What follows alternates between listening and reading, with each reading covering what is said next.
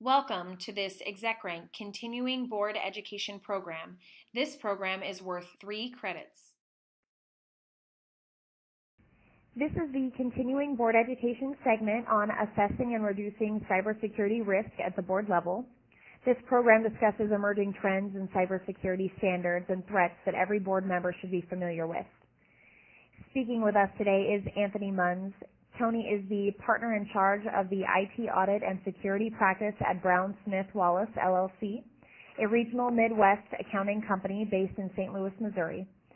Major projects include IT audit, security, HIPAA implementation services, PCI audits, and technology asset reviews such as AICPA, SSAE 16, SOX 1, and SOX 2 audits, PCI Council, DSS, ROCs, and AOCs, and agreed-upon procedures reviews. Tony's role is to help companies manage the risk associated with the use of technology. Prior to Brown Smith Wallace, Tony led the Arthur Andersen St. Louis Technology Risk Consulting Practice and the Midwest Region Application Risk Management Practice. He has had senior risk management positions for major companies, including Kraft Foods, Lucent Technologies, and the UK's Prudential Assurance Company. Thank you so much, Tony, for speaking with us today. Thank you very much for hosting me. So my first question for you is, recent polls of company directors indicate that cybersecurity is rapidly becoming their number one concern. Why is this? I think you can't open a newspaper today or read a news bulletin or check the internet without hearing about another potential breach or another loss of records or credit card scam. And this is becoming far-reaching, and the sheer volume of the number of events has really now risen to the top level in most corporations. It's no longer just a technical problem of having a website defaced or a break-in that can be contained. It's now become a fiscal problem, a reputation problem. The sensitivity of PPI and PHI, that's personal protected information and health information, the awareness that we have to have better controls around those, and that the consequence of not having them is becoming fiscally very important. The impact on the C-suite is self-evident. Look at what has happened to the major corporations that have had those breaches. Particularly, obviously, one of the highest-profile ones recently was Target, where multiple C-suite managers have resigned or been terminated. So it's really hitting home with companies that it is really impacting them at the highest level. Can you discuss how cybersecurity and risk management intersect in the boardroom and affect a company and its officers? I think it's fair to say, obviously with the subjects we were just talking about in terms of the number of events and the fiscal impact of those, that this has now risen to the level of a legitimate business risk. Obviously, part of the role of the board of directors is to ensure that the company has the appropriate risk approach strategically in terms of ensuring the company is safeguarded to manage the stakeholders' interests in the company. It's a legitimate business risk that must be handled via enterprise risk management, ensuring officers of the company are appropriately addressing risk. This is no longer something that can be just looked at as an IT risk. The board needs to ensure that the C-suite is taking the appropriate approaches and has the preventative side of this to help ensure that either they avoid the company being one of the statistics that is subject to a cybersecurity event, or has the ability to manage and mitigate the impact if one was to occur. Excellent. And can you also please discuss with us the current iterations and best practices around a company's information security and the role a board and its members play in its development and maintenance? Obviously, there's been a lot of focus on this in terms of helping companies ensure that they have a position of readiness. And I think one of the things, we talk to many companies, we talk at the board level, we talk at the strategic level, we talk with the IT groups in terms of how they should be approaching this and, putting effective programs in place. And one of the first things we talk about is the need to ensure that they are adopting a comprehensive security framework. Without a comprehensive approach, it becomes a tactical approach rather than a strategic approach, often left to the IT guys. It's an IT problem. We need to sort that out. But what we're helping companies understand is that this is really, it's the whole of the company. The board obviously has to be involved. The board is there to ensure that the officers of the company are appropriately managing the risks associated with doing business. It's no longer a question of this is an IT issue and we'll leave it at that. The officers of the company need to ensure the board that they have the appropriate programs in place. Do they have a security framework that's been adopted? One of the questions we're getting more and more is obviously there was the announcement February of last year by President Obama of the cybersecurity framework that he had directed NIST to frame. That's obviously a comprehensive framework. However, it's still very much in the developmental stages. It's certainly worth looking at, though, because it does look at the comprehensive pieces of it. It breaks it down into 5 functions. Identify what do we have, where do we have it, what is our governance, what is our business environment, what are we doing to protect ourselves is the second segment, access control, awareness training, data security, etc. What are we doing to detect, ensure that we've got the monitoring in place? What are we doing to respond? Do we have an incident management program? And what do we have in terms of recovery planning, improvements, and mitigation? These are all different pieces of it. However, there are many other frameworks out there. There's ISO 27000, there's ITIL, there's COBIT. Each of these has a comprehensive approach. It really doesn't matter in many ways as to which one of these a company adopts, as long as they're adopting one and they're using the framework to ensure that they've got the appropriate components in place. And what are the key steps to reducing the cybersecurity risk? When I talk to executives and boards on how to address this with the people that are responsible for putting the practices in place, there are basically 7 steps that I talk about. The first is, are we performing a security risk assessment? Do we know what data we have, where it is, what the appropriate controls around that are? What are we doing to prevent, to mitigate, and to control? The risk assessment, the security risk assessment is a very specialized approach. Different industries have different ones. HIPAA has great guidance on providing a healthcare risk assessment, but that's practical. It's a very well-developed one, and they support that methodology. The tools can be used in any industry.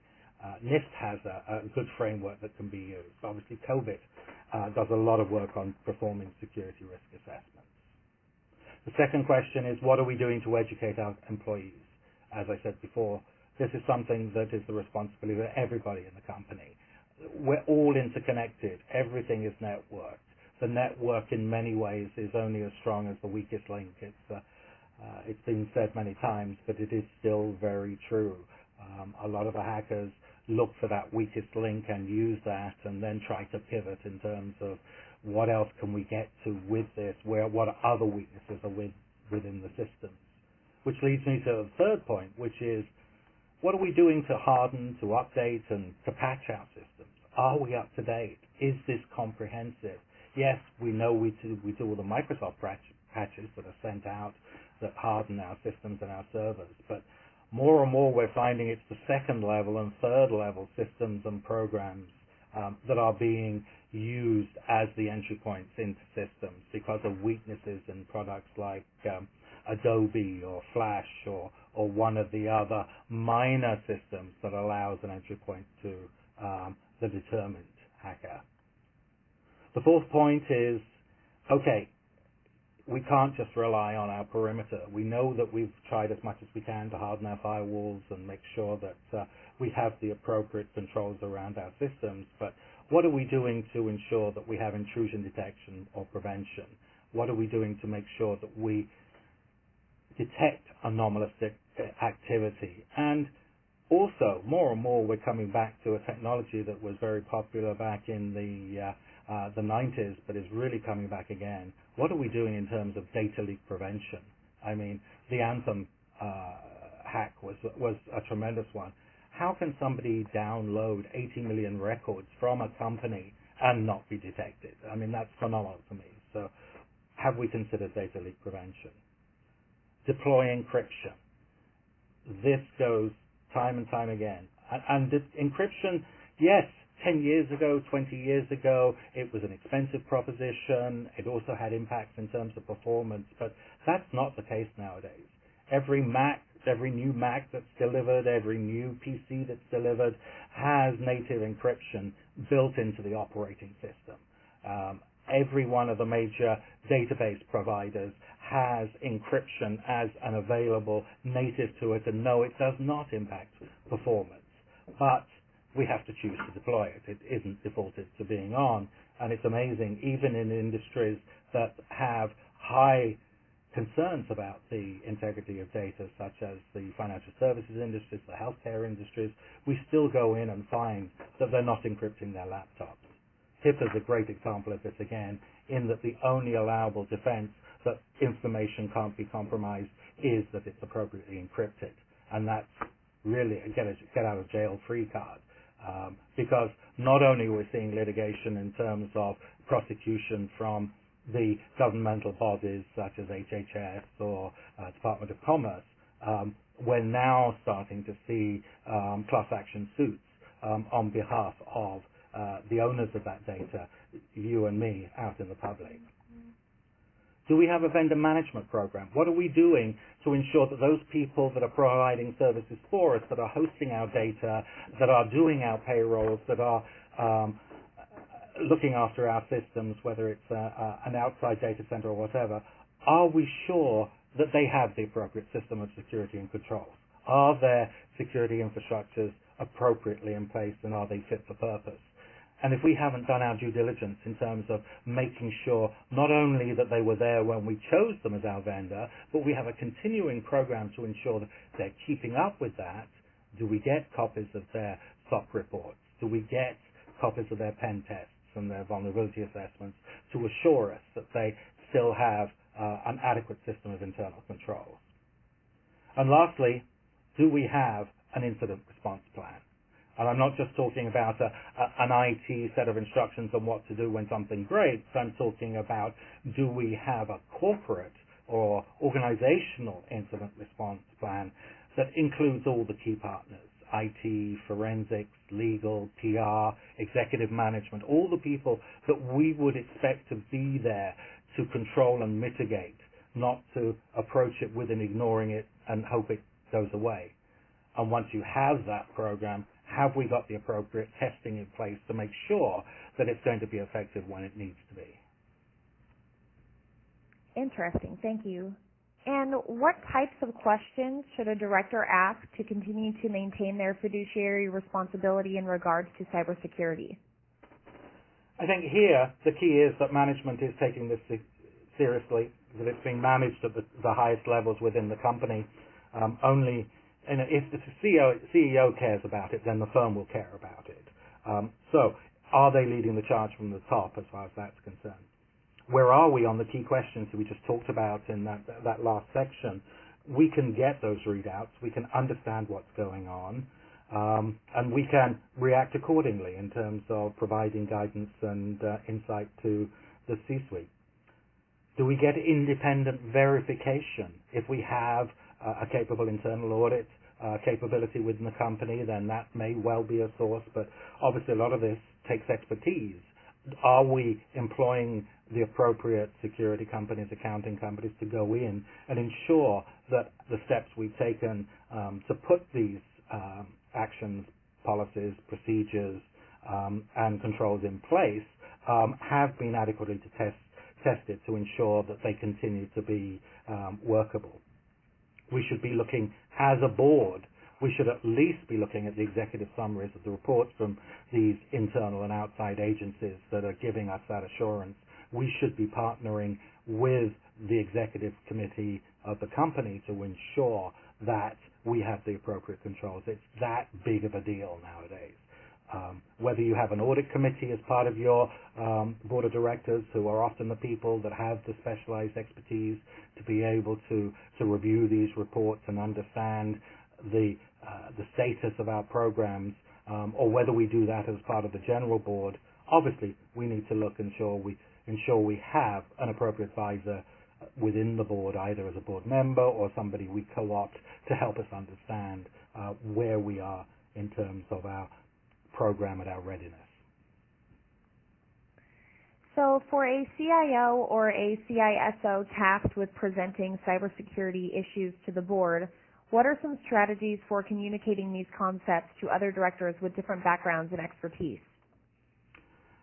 It's often one of the biggest challenges in terms of being able to talk to a board who are generally sophisticated and capable business people, but they may not have the technology backgrounds to understand this particular area, the level of detail that the CIOs and CISOs are used to talking at. So one of the things that we like to advise companies to do is using the frameworks. The frameworks are comprehensive approaches, whether it's ISO, whether it's ITIL, whether it's COBIT or the NIST framework, to show that we have strength in depth, that we have the appropriate programs in place.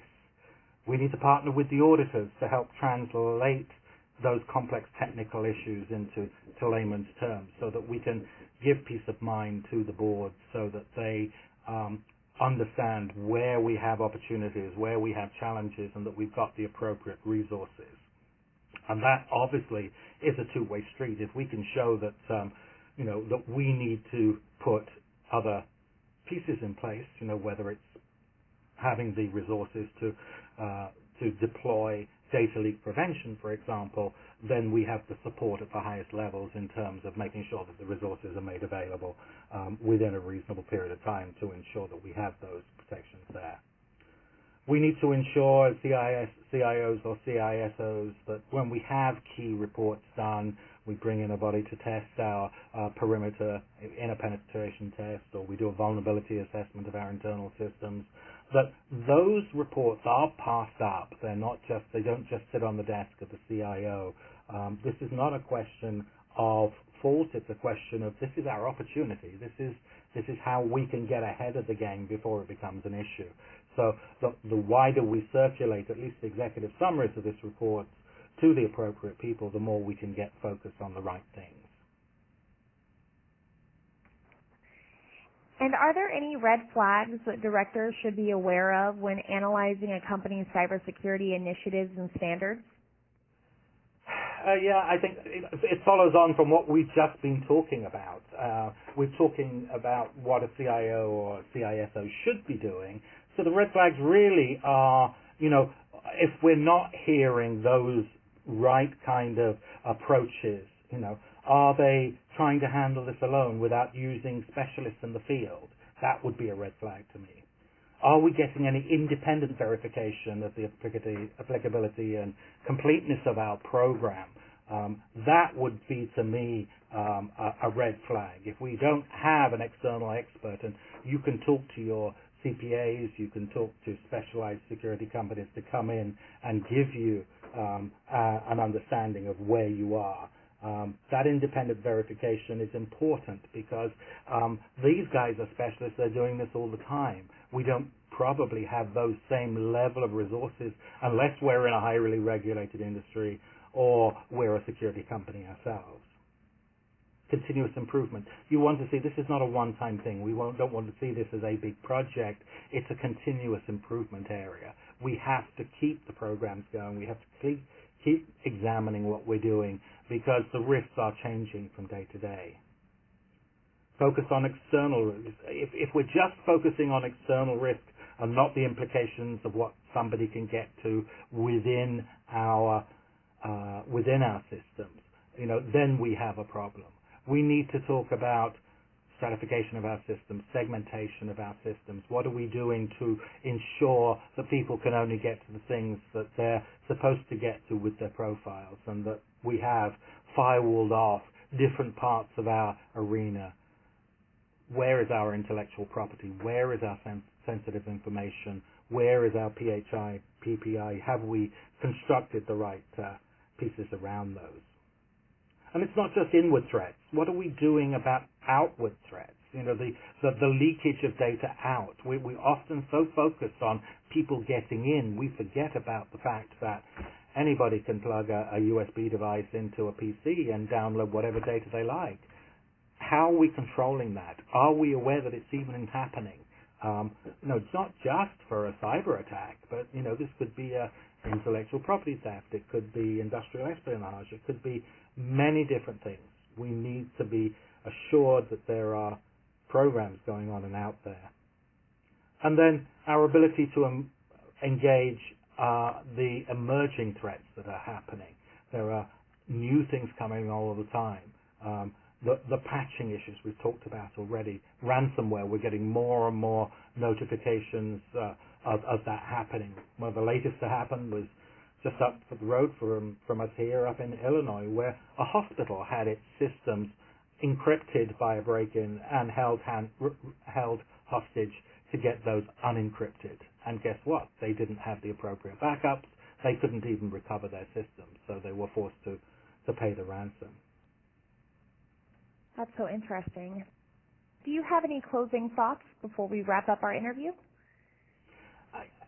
It's really good news that this is now being paid attention at the board level. For too long we focused on functionality and getting systems in place at the right time. Understanding that we have the appropriate programs in place now to approach security and assure ourselves that we have an adequate system of controls is the only way that we're going to keep our names out of the headlines. Having an appropriate program that we know what to do, how to handle an incident should it occur, is going to be crucial for us in terms of making sure that if something does happen, we can mitigate it on behalf of the company. This was the continuing board education segment on assessing and reducing cybersecurity risk at the board level with Anthony Munns. Thank you so much, Tony, for joining me today to speak about cybersecurity. You're welcome.